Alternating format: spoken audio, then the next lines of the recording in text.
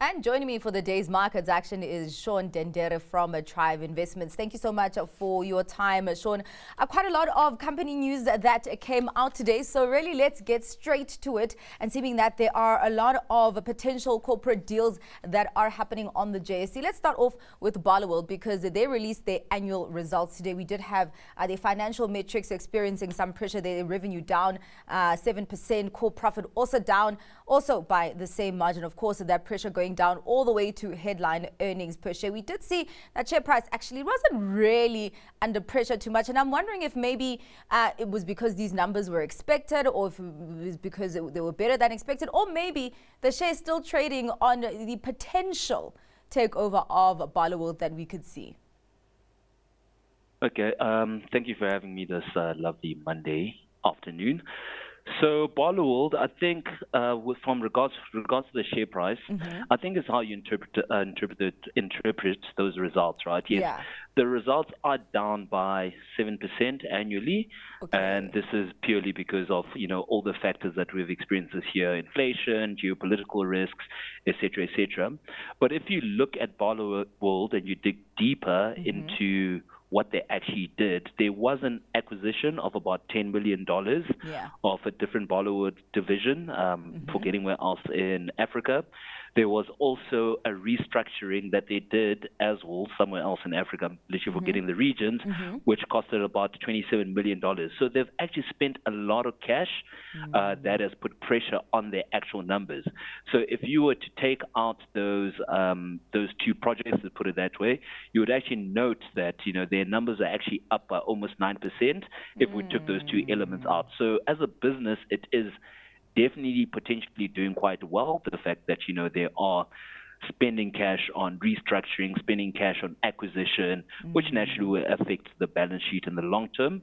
But it's also an interesting one. You did mention that there is that takeover. Yes. Once that takeover is potentially complete, there is a chance that Barloworld might also delist from the Johannesburg Stock Exchange. So really looking at, because I mean, they talk a lot about macroeconomic challenges and also warning of geopolitical tensions going forward. Would you say, because they also say they are quite resilient, but sometimes you need to take that with a pinch of salt. But is it proving that they are indeed resilient against the macroeconomic backdrop?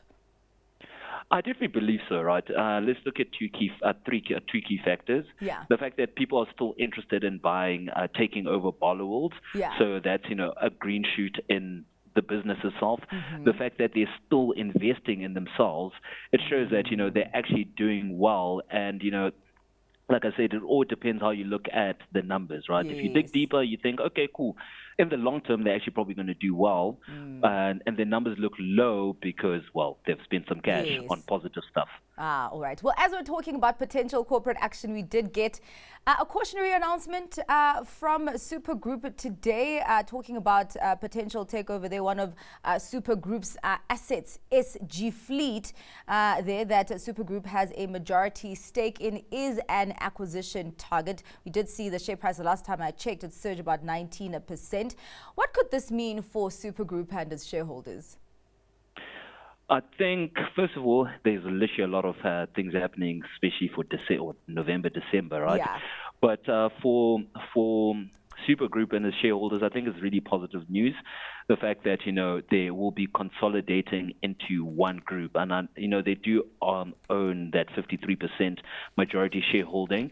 But for a very long time, they've been looking to bring, the money back into South Africa.